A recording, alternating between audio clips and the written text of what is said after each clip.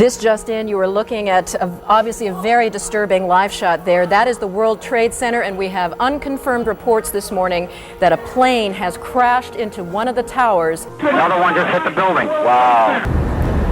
There are no words. It appears that something hit the Pentagon on the outside of the 5th corridor. We have a report now that a large plane crashed this morning north of the Somerset County Airport, which is in western Pennsylvania.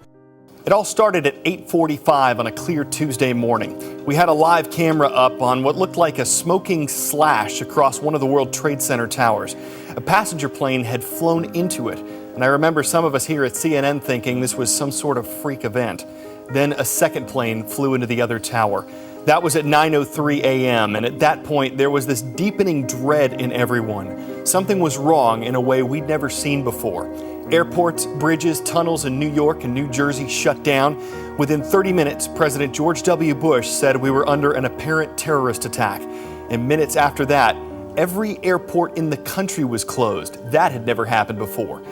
It wasn't over, though. At 9:43 a.m., a third passenger jet crashed into the Pentagon. Dark smoke rolled up from that part of that huge building. All eyes and many cameras were on that and the two burning towers in New York.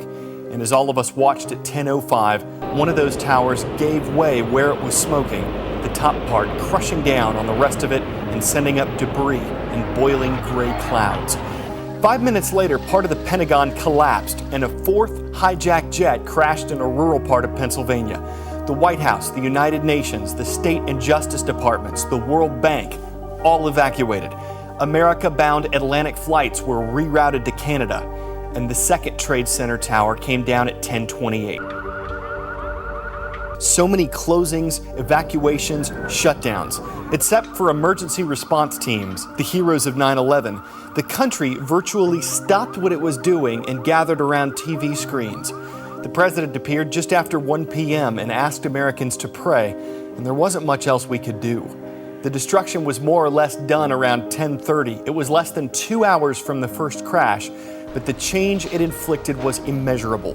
More Americans were killed on September 11, 2001 than on the Japanese attack on Pearl Harbor in 1941. And when President Bush addressed the nation that night at 8:30, his tone was one of sympathy, resolve, and warning to anyone who'd planned or supported the attacks. We will make no distinction between the terrorists who committed these acts and those who harbor them.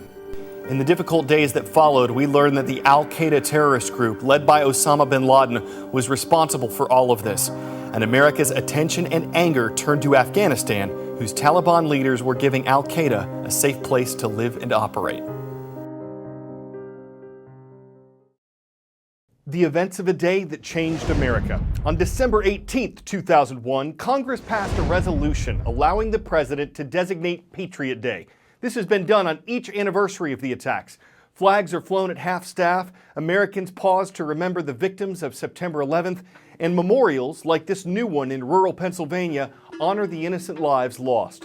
The Tower of Voices stands 93 feet tall. It's located on the Flight 93 National Memorial Site near Shanksville. This is where some of the 9/11 hijackers are believed to have intentionally crashed the plane after passengers and crew members tried to get control of it back from the terrorists. The tower features 40 wind chimes, one for each of the victims, and its architect says its sounds will always change with the wind that blows across the field, making it a type of living memorial. President Donald Trump and First Lady Melania Trump are scheduled to participate in a memorial service here on Tuesday. A service in Arlington, Virginia is also planned in honor of the 184 people who were killed at the Pentagon when American Airlines Flight 77 was crashed there. And in New York City, CNN was allowed to tour the National September 11th Memorial and Museum when it opened. On this 17th anniversary of the attacks, we're taking you inside to show you how the events and those affected are remembered. These tridents were from the North Tower. They were recovered in the aftermath of the attacks. We brought them back here and basically built the museum all around them. Joe Daniels is president and CEO of the 9/11 Memorial. You're not whitewashing it. This is the raw, dirty material. Exactly. I mean, this is the steel that bore the attacks. The museum is built almost entirely underground, some 70 feet down. It sits in the precise footprint of the World Trade Center. So this is exactly where the South Tower started and went up 1,350 feet. A striking display of the sheer scale of the destruction, with poignant reminders of the tragedy at every turn. I mean, this is unbelievable. This is actually the front of this fire truck. This is the cab. You wouldn't know. Wouldn't know, and it's completely burned out and destroyed. Then there's the retaining wall that remarkably held strong even when the towers fell. When the towers came down, all that debris that was here, right in this space, provided bracing for that wall. And when that debris was cleared, there was a big concern that the wall would breach, would flood lower Manhattan. It could have been so much worse. But this wall held under all of that pressure. Visitors will also walk alongside the survivor stairs. Used by hundreds of people as the buildings are crumbling, running from the dust cloud to escape to safety. And it's for all our visitors to understand the story of survival. And likely one of the most emotional stops in the museum. This art installation mimics the blue sky on that fateful morning.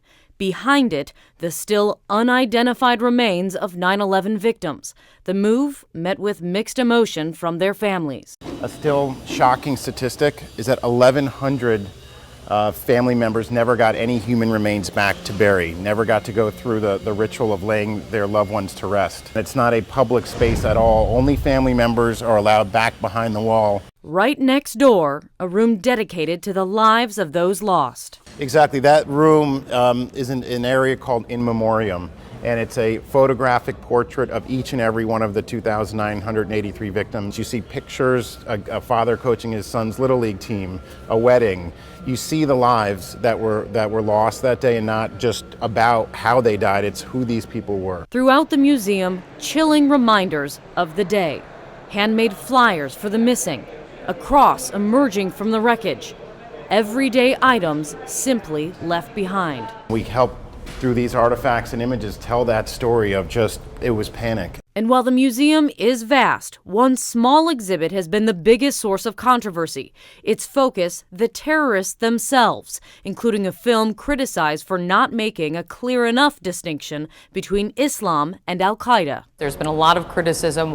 Why give any time to the terrorists? You know, it's one way to look at it is you don't build a Holocaust museum and not be very clear that the Nazis were the ones who committed those atrocities. Al-Qaeda was an extremist terrorist group, but no one will come through this exhibit and in any way think that we are indicting an entire religion, which we in no way are. It seems very appropriate that you end here at the last column. And it's, again, goes right back to resiliency, seeing those messages of hope and remembrance on this very tall column that's still standing strong. Kate Baldwin, CNN, New York.